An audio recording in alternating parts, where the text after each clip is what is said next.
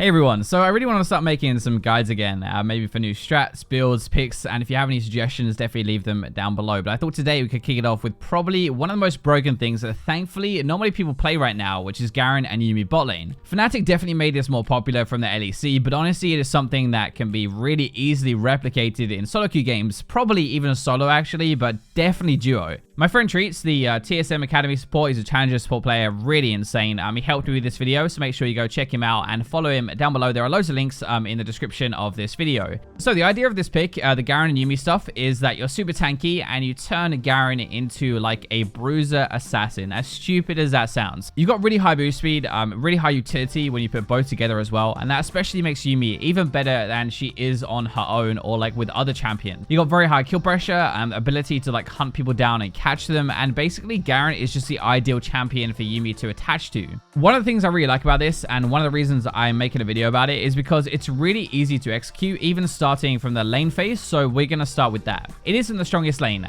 pre-6 at least anyway, but it's pretty easy to farm with the Garen passive and the Yuumi heals together. You never really dip that low. Garen also has his W, which reduces damage by 60% for about a second, and then 30% for the rest of it, so if you use that at the right time, like with a Caitlyn Q or Caitlyn Trap or something, you don't really take much damage. That is one of the key parts, honestly. It's one of the reasons that you can take all this abuse in the lane phase, and then you also take your relic shield on Garen. It's spell thieves on Yuumi as well, so you have double gold generation, and that's the first way that you actually build a lead without really doing anything. You're just both generating a ton of gold, but it is also more healing from the relic shield. You might get denied a bit, your melee, you're going to get harassed and stuff, but there is more gold there anyway, plus you have all these ways to heal and to stay in lane for longer. You upgrade this as your first item, by the way, partly because you spend the whole game just sharing gold with Yuumi attached on top of you, regardless of all the stats and stuff you get. It's just loads of gold between the two. After level 6 though, it kind of completely flips around, so you have a lot of kill pressure with the villain system, especially on your ultimate, or even just because you do a bunch of damage and you can never run away from Yuumi Garen. Garen is solid anyway. He's got good damage early,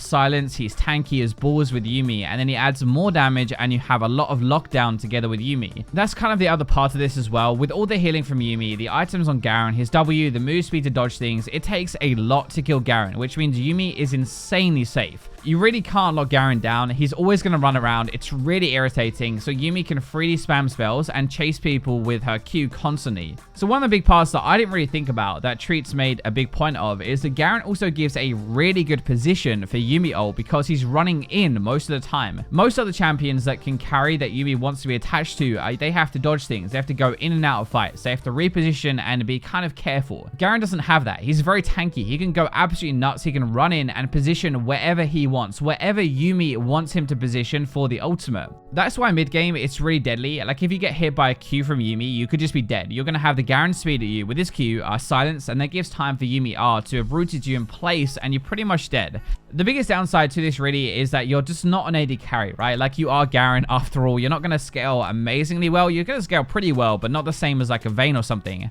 If you can't get a lead, if you get set behind, if you get ganked or whatever, you're just not going to be tanky enough, and you are going to die too quickly, so you can't run in and you can't really do the whole reason that you picked these for. Apart from that, like it's actually not that bad though, and he does have a really good lane phase, so it's kind of hard to get put behind in the first place, but this also feeds into the build more, which is a bit different for both of them. We're going to focus on Rekkles because I think that's a very easy way. He's kind of one of the ones who does this the most actually, especially in solo queue. So you normally get swiftness boost pretty early, so he can chase even better than normal, and the runes are going to be fleet for healing, but importantly the tenacity, which makes stopping him with crowd control really hard. Secondary is inspiration. You get your boots, so you don't have to pay that, so kills worth of gold, and cooldown reduction as well, so you can use all your abilities, your W, your Q a bit more often. The build goes remnant of the aspect. We kind of touched on this already. It's the upgrade from the relic shield. It's decent gold generation, but it's health, cooldown reduction, and extra wards out, plus the extra sharing with Yuumi. Then it's into your black cleaver to do more damage. You're going to help the rest of your team with this as well with the armor shred, so it's actually a pretty good like utility item, I guess. Plus you have the phage in there as well, so even more move speed, plus you get more tanky. Deadman's Plate is up next. Again, more move speed, a better chase, more tanky, kind of seeing a theme here, right? But to be honest, normally the game is over by that point either way, but Serix and Guardian Angel are pretty good closing items as well. So Yuumi is more damage focused than normal, but Aerie, since you want to go buff Garen all the time as much as possible with the extra shield. Your secondary is the same as normal, precision, so you normally go for more ultimates with presence of mind and better damage as well. But then item wise, we go Athene's first. This is kind of normal, like storing damage that will then pump out and healing Garen back up as well, so it's even hard to kill him. But next up is usually a Dark Seal into a Luden's Echo. Then it's kind of Medjai's if fed, which you probably are going to be. This is where you get away from like being a buffer and you kind of want to carry a bit more. You actually do a surprising amount of damage, honestly. You want to be able to poke harder and do more damage yourself as well. Medjai's makes a lot of sense with this, especially with Garen, because if Garen doesn't die, and he probably shouldn't, honestly, with the move speed, the heals, and everything we've covered, then Yuumi doesn't die either because she doesn't have to detach.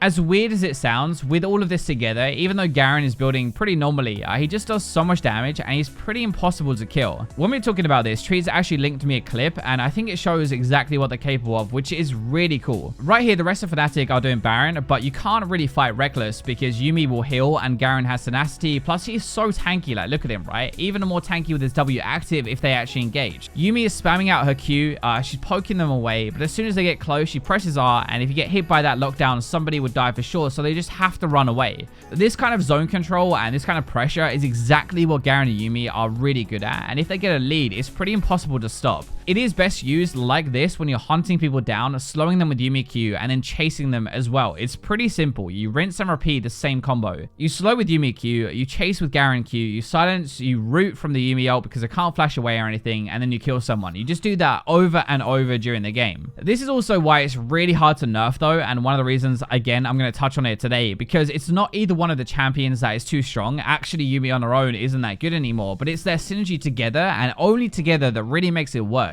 The heals, the speed, the tenacity, the tankiness, the damage, like honestly, Garen is the perfect champion for Yuumi to attach onto, and that is why it's so good. That is pretty much everything that you need to play these two together, but I kind of want to show you one of Rekkles's games in solo queue, because it is one thing listening about it, and another thing seeing it kind of put into practice. So I thought this would be a pretty good game to kind of like show you a couple of things about this and how it works and stuff, because I'm sure you guys will recognize this actually. This is Mickey X and this is Rekkles. So for the Fnatic AD carry, the G2 support, and they absolutely roll over this game, basically abusing this combination, right?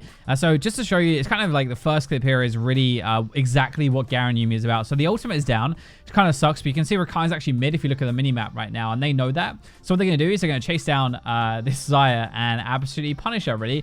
This is why Garen and Yuumi works. You can see Rekkles uses W there to absorb the root caller, the E from Xayah, and so it does practically no damage. This is what we were talking about earlier with the W being so important. Infinite chase down because of Mickey's Yuumi's Q, and there you go. That's basically rinse and repeat what Garen Yuumi can really do. This is another pretty good example of that and some other stuff as well. So if I just show you the item-wise for Garen right now, he is 403, so he's pretty fed, right? But he's two items. He has got the Remnant of the Aspect, so his Black Cleaver as well, and then a Giant Spell on top of that, and Swiftness Boots to run a little bit faster. So he's actually insane tanking right now, 2,500 health, which is a lot, but when you put Yuumi on top of him as well, he practically is just not going to die. He's a press attack there from Broxah on the Kindred, still about half health. Yuumi's going to top him up though with that heal, and look, that's actually a pretty big chunk. And then again, a good example of the ultimate where he just runs in, positions it pretty perfectly for the Yuumi, and they're just going to chase down endlessly here. I mean, he's tanking tower at level 11 and in tower no less. He's taken so many shots there. The heals up, the shield on top of it. That's why it can be so hard to shut this pick down, because even though he's tanky naturally anyway, it's even worse with Yuumi on top. We get Camille jumping in here, the exhaust from Mickey X as well, because remember, the Yuumi can run heal and exhaust. Actually really well played by Bwipo, and he's going to come out on top of that, but they're still going to pick up the kill because, well, Yuumi can just detach and go on to somebody else. So even though, yes, kind of bad, I guess, Garen died. It doesn't really matter because Yuumi is kind of like other half of this and the other half of the carry as well, especially when we look at it, kind of the build he's running as well. He's actually only got Athenes there in Lost Chapter, but that will go into a Luden's Echo just after this. So they get Baron, but this is the next part of it as well. The silence from the Garen and the spin to win as well, and then the Yuumi is going to actually lock down the Kindred. So the first part of it was to chase onto Xayah, obviously, right? But now you just can't really get away. Like, look at this. He even flashes over the wall to try and juke it. Doesn't matter because Yuumi's got her Q following on top of it, and then Garen's going to go in for the execute afterwards. Just silence into spin, and you can infinitely chase down. That is Yuumi's exhaust as well. More Qs, We got a little bit of a dive going on with the Yasuo and the Gragas. That might have been a little bit too deep, but you can see Rekkles at the top of that. You might have to go back and watch that because I'm guessing you're probably watching the dive. But Rekkles just stood there and it literally tanked the tower for like 5 or 6 shots, which is kind of weird. He's only got 1 armor item. It's not really normal, but with the healing from the Yuumi as well, it doesn't really matter too much. Obviously, I overstayed a little bit too much here. Maybe a few too many tower shots, I guess, at the top end of that. But it kind of shows you just how much he can get away with, I guess. Even though eventually at the end, obviously, he did get punished. So one thing I really want to point out that I think this clip is really good at showing is just the longer the fight goes, it's kind of like so Tarek. The longer it goes, the worse it is for the enemy team because obviously with the Yuumi, the healing and everything coming together, like it just makes it so much harder to actually kill anybody. So the Rakan is dead straight away. You can see that actually, I think Mickey took the ignite, which is really cool, but there's healing reduction on the Garen. Doesn't really matter. And these heals from Yuumi are actually like add up to an absolute ton. Here comes the ultimate. Really good delivery system from the Garen.